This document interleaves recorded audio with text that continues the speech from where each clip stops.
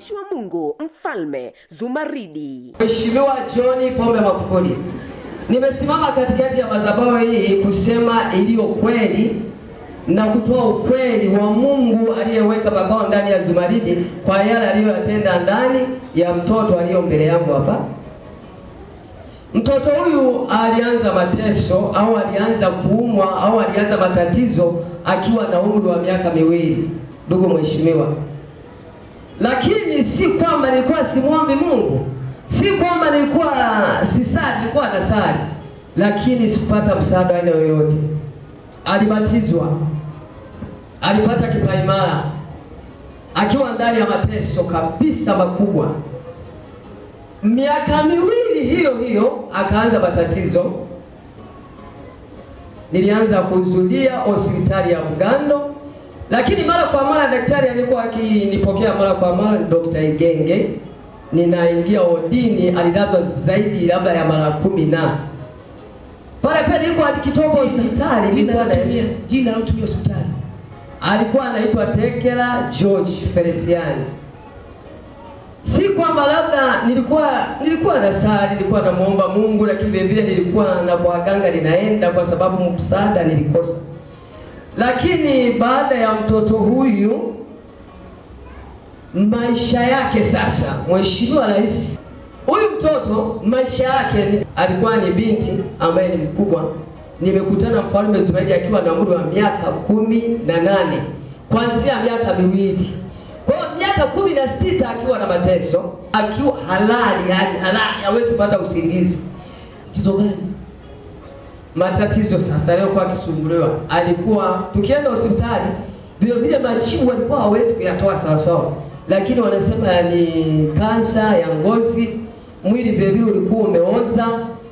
Lakini wanapotoa dawa sasa kumpa, kweli na watu walikuwa tu na umoja wa kuweza kunisaidia, walinisaidia jinsi wanavyoweza. Anapopaka ile dawa ya kunywa na kupaka, tayari usaha unazidi ndani ya mwili wake.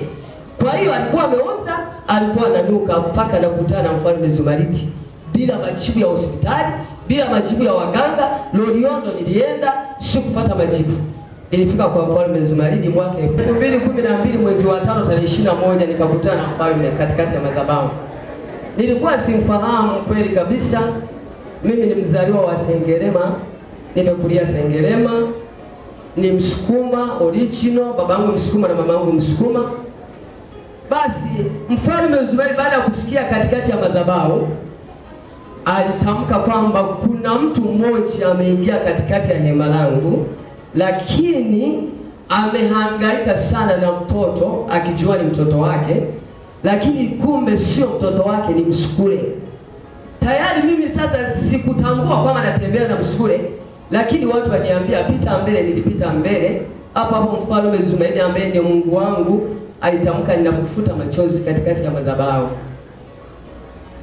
Basi tuliendelea na kubeba dumu la maji tu, tunatoka nao nyumbani na sabuni na mafuta.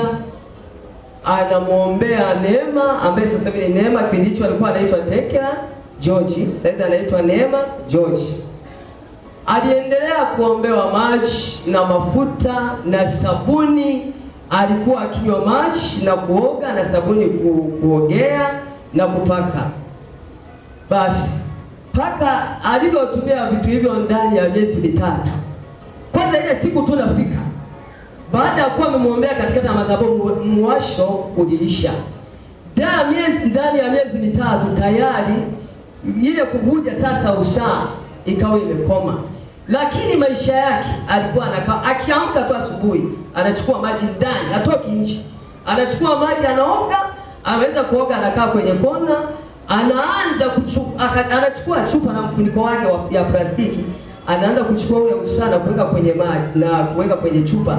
Akiuangalia usaha anasikitika, anarudi ananiuliza kwamba mama yangu, una watoto? Kweli nilikuwa na familia ya watoto 5. Ananiuliza sasa kwamba kwa nini mama yangu uliweza kunizaa na shida kama hii?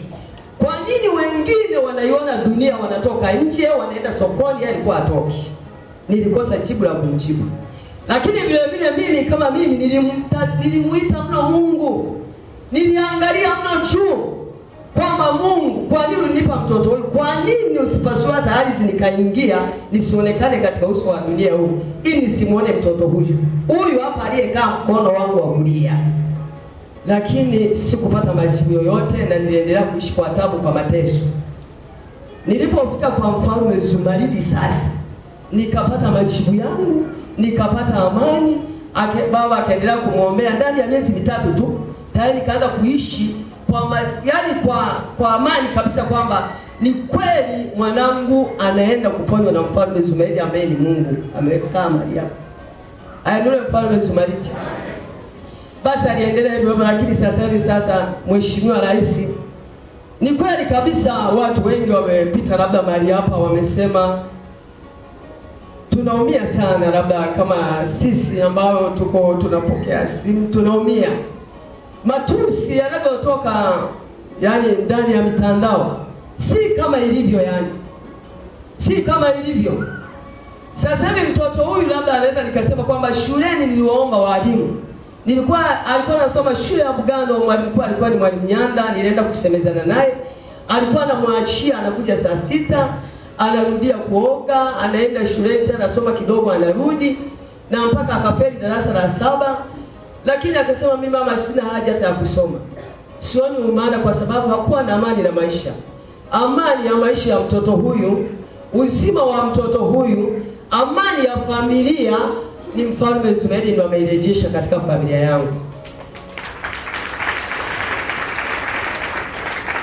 Lakini mimi, labda watu wanaotoa matusi sehemu mbalimbali kweli wanamtukana Mfalme Zumaridi, huwa ninamwambia Mungu, wewe utabaki kuwa Mungu. Haya matusi yanayotoka, sisi ambao tumetendewa, watumishi, tunaumia. Ndugu Mheshimiwa Rais Pombe John Magufuli, mtazame Mfalme Zumaridi. Geuza sura yako na uso wako, mtazame Mfalme Zumaridi. Yanayosema yote ni ya kutengeneza, ni ya kutunga, ni ya uongo. Laiti ukifika mahali hapa, maana tupo tuliopona, tupo tuliokuja na mateso. Sio labda huyu tu, nasema kwa huyu kwa sababu watu ni wengi wataendelea kusema. Ni watoto wote walikuwa na matatizo. Ni watoto wote walikuwa na mizigo. Mpaka shule ikashindikana. Si kwamba amekusudia mtoto asisome. Mwingine akamaliza darasa sawa kuingia form 1 tayari shuleni akawa anaanguka. Mfalme Zumaridi anaenda kumchukua shuleni mpaka akamlea mpaka akakuwa. Mwingine hapa kanisa mimi linanishuhudia na linajua. Na mwingine akaanza hapa naye akawa na familia yake, shetani naye akaingilia kati. Na yeye akawa kama kichaa, alikuwa anacheza katikati ya madhabahu. Sasa hivi amekaa anasikiliza neno. Mheshimiwa Rais, tunaomba utusaidie. Au tunaomba msaidie Mfalme Zumaridi. Yeye ni rais wa kiroho, wewe ni rais wa kimwili. Lakini pia watu wote dunia nzima hawana msaada tofauti na Mfalme Zumaridi. Ninapenda kusema kwamba kila ninaposimama katikati ya madhabahu hii, huwa nakumbuka Mfalme. Huwa nakumbuka Baba. Ulipokuwa ukija nyumbani, unakula na neema ameoza umekaa pembeni mwa meza. Huwa ninavuta hisia zote Baba. Wanadamu walinisaidia wakachoka Baba. Walichoka, ni halali wachoke Mfalme. Ni halali wachoke Baba yangu. Ni halali wachoke kwa sababu miaka 16 sio mchezo. Waliweza kujitoa walipoweza. Waliweza kutoa msaada ambao waliweza. Watumishi, ndugu Rais Mheshimiwa Pombe John Magufuli, ninayasema haya ambayo yamenikuta. Ninayasema haya ambayo yametendeka katikati ya historia ya maisha yangu. Sikuwa na amani. Nilialikwa kwenye sherehe, nilienda, lakini mawazo yangu na roho yangu niliacha nyumbani. Kwa neema wanaomtukana mfalme Baba, wanaomtukana mfalme, wanaopeleka nyaraka za uongo, ni kweli ni wengi. Paka matusi ya ngoni wanatukana maskini, lakini yeye anapiga magoti anaiombea dunia. Ni kitu cha ajabu. Ni kitu cha ajabu. Kama watu wanaokuzia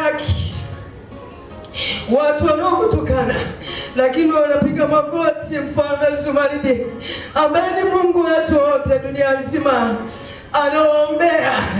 Hata akiona ajali mbele yao, anawepusha, anaipiga, inasambazwa.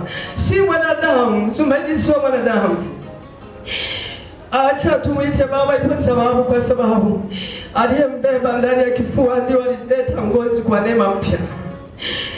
Huyu Neema, nilikuwa mimi nikimtazama Mheshimiwa Rais, nilikuwa sihesabu kama niko ndani ya dunia, nilikuwa sijioni kama niko ndani ya dunia. Nilitamani kufa, lakini siku zangu zilikuwa bado. Nilitamani Mungu anichukue, lakini sikuona kuchukuliwa na Mungu. Lakini vile vile hata watu ambao nilikuwa katika sehemu zao katika kuabudu na yakiabudu hawakuwa na msaada na mimi kama Mfalme Zumaridi. Mfalme Zumaridi amefika nyumbani kwangu mara 3. Ni maskini mimi. Kama ni kiwanja niliuza kwa ajili ya mtoto huyo. Nilifanya biashara mbalimbali, lakini ilikuwa ni hela ya kumtibu Neema. Ilikuwa ni hela ya kumtibu Neema, watumishi. Mheshimiwa Rais, hatutungi wala tuseme uongo. Mimi nilishuhudia siku moja tu, ni Jumamosi, Jumapili kaja. Lakini waganga nioenda zaidi ya 4 au 5. Lakini mpaka watu wengine nilichoka, na wenyewe wakaamua kuchukua kumpeleka kwa waganga Neema, shangazi zake, na wenyewe walichoka. Lakini pumziko la maisha yangu nimelikuta kwa Mfalme Zumaridi.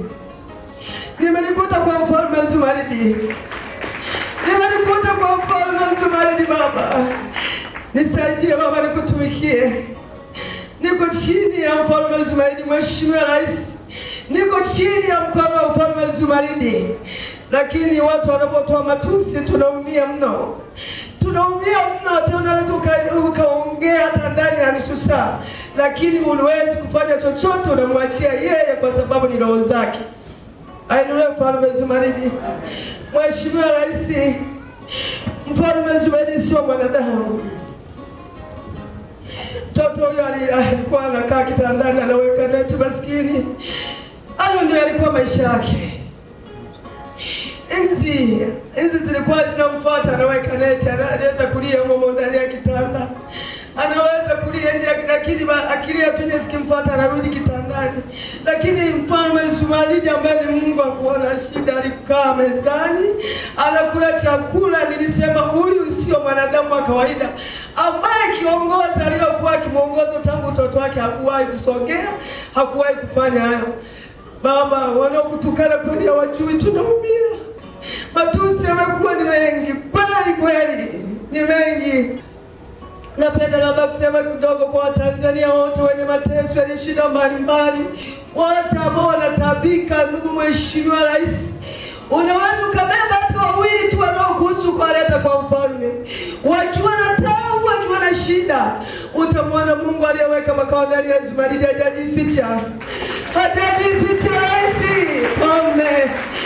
Rais, Mheshimiwa Baba, siku kikanyaga mahali hapa Baba, tutakwambia maana tupo.